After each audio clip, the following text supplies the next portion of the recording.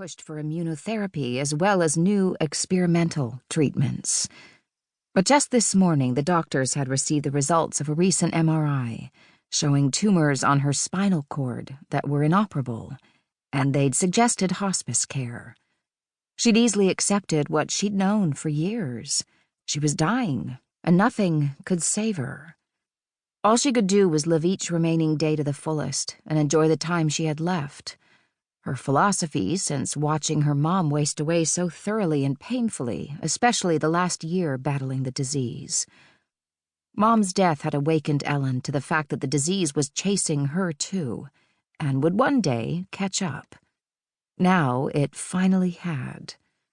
She squeezed Harrison's hand and smiled at him.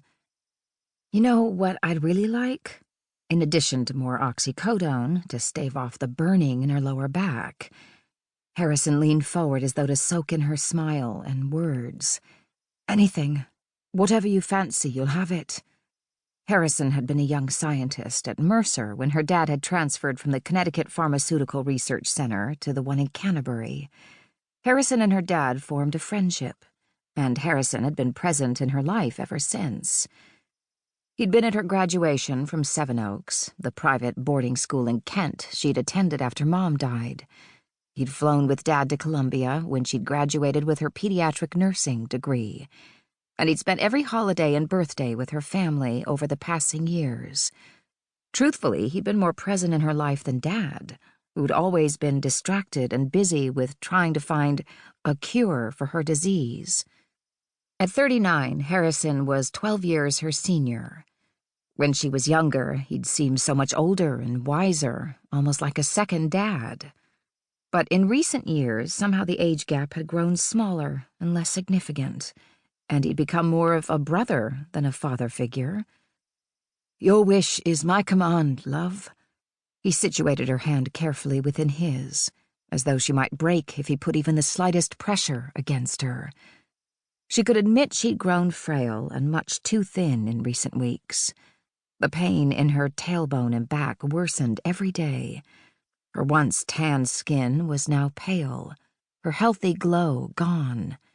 She was thankful at least she still had her hair, even if the long blonde waves were no longer lustrous.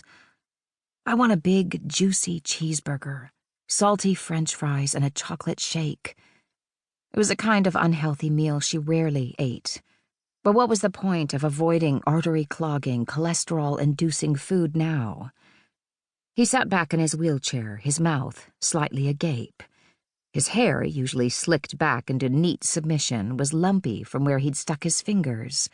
His bow tie was askew, and his waistcoat uncharacteristically unbuttoned.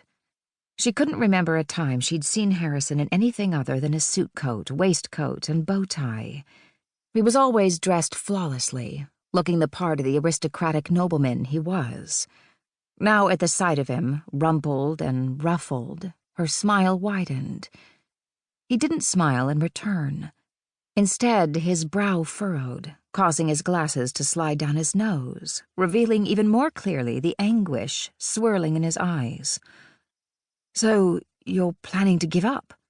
Just like that?" "Harrison, please try to understand." "I understand well enough. You'd rather sit back and die than fight to stay alive." "I have tried to stay alive." "Well, try harder."